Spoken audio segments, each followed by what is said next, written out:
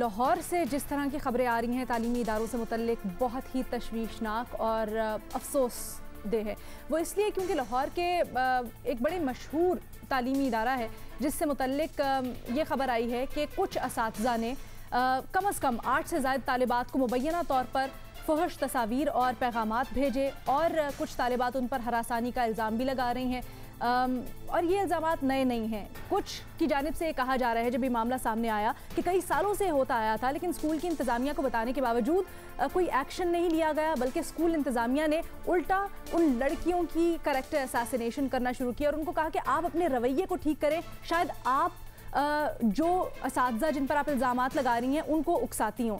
अब आमतौर पर तो यही होता है कि वालिदैन अपनी बच्चियों को सिंगल सेक्स स्कूल में इसलिए भेजते हैं या सिर्फ लड़कियों के स्कूल में इसलिए भेजते हैं कि वो चाहते हैं महफूज माहौल हो, लेकिन इंतज़ामिया की जानिब से ऐसा रवैया भी बहुत सारे सवालात को जन्म देता है। इसका नोटिस लिया है जी वफाकी वज़ीर बराए इंसानी हुकूक शीरी मज़ारी साहिबा ने, और न सिर्फ इस वाक़े का बल्कि एक और तालीमी इदारे से मुतल्लिक भी कुछ अफवाहें आ रही थी, उसका भी उन्होंने नोटिस लिया और कहा है कि इसके ऊपर तमाम तर सख्त इक़दाम किए जाएंगे और महफूज माहौल फराहम करने की कोशिश की जाएगी तमाम तदरीसी इदारों में बच्चियों और बच्चों को।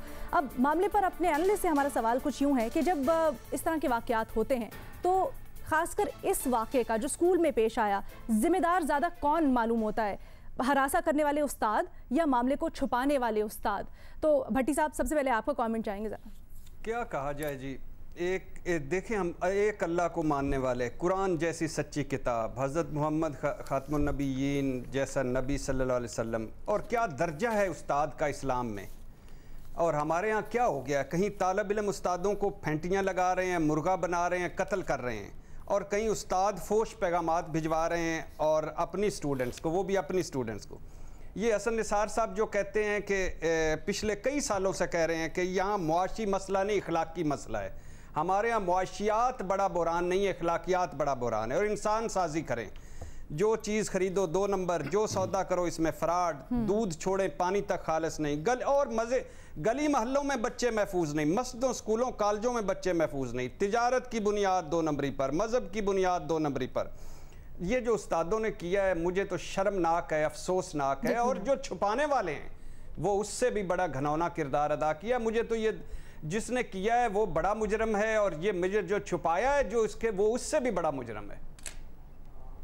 ठीक है महमल, इतने सालों से बच्चियां कंप्लेंट कर रही थी इन टीचर्स के खिलाफ, लेकिन इंतज़ामिया छुपाई जा रही थी, और इन इंतज़ामिया में ख़वातीन भी शामिल हैं जो कि ज़्यादा दर्द समझ सकती हैं बच्चियों का कि वो क्या फ़ील कर रही होंगी। ठीक है रीना, जब ये खबर आई तो सच्ची बात है, जब सोशल मीडिया पे सारा कुछ पढ़ा तो दिल ही दहल गया। इतनी खौफनाक बातें थी। और मैं इसमें कहूँगी कि देखिए जो हरासत है वो तो उनका भी क्रिमिनल एक्ट है ना, वो तो है ही यानी कि क्रिमिनल्स। जिन्होंने सुना, इंतजामिया ने, जिनमें हमने खवातीन का भी जिक्र किया, उन्होंने जब सुना और फिर उसके बाद उन्होंने विक्टिम ब्लेमिंग और विक्टिम शेमिंग की, उन बच्चियों को ऊपर इल्जाम, उनको मोरद इल्जाम कि क्या पहना है या किस तरह का पहना है, मतलब वो यूनिफॉर्म ही है क्या, इस तरह की बात है।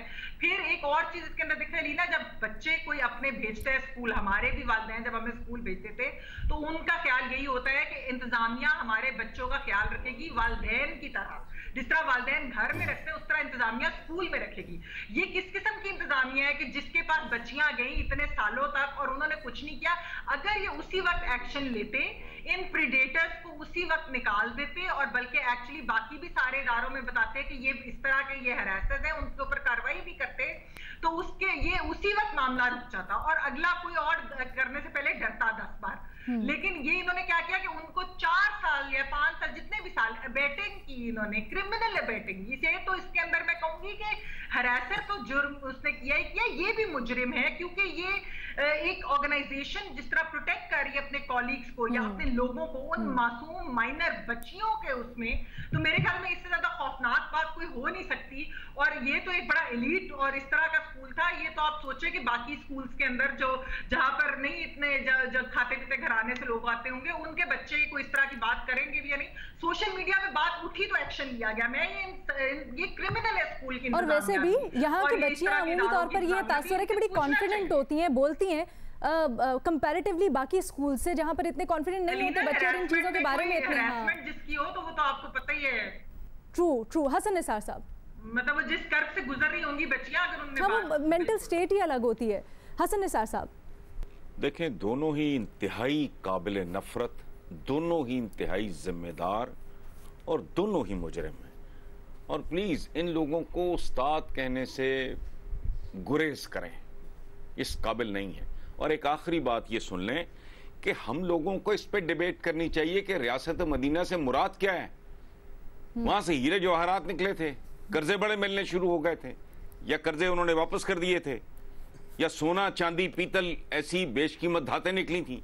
रियासत मदीना है आदमियों को इंसान बनाना। हजारों में से हजारों हीरे पैदा कर दिए हुजूर ने, ये मौजज़ा है, ये है रियासत मदीना। वह तेल निकल आया था वहां से। आप 22 साल में क्या पेश कर सके हो?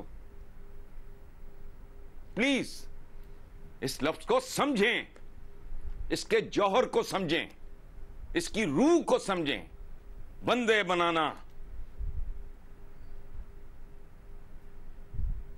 पत्थरों को हीरों में तब्दील कर दिया, ये है रियासत मदीना। ठीक है, डिस्कशन को कंटिन्यू करेंगे एक छोटे से ब्रेक के बाद।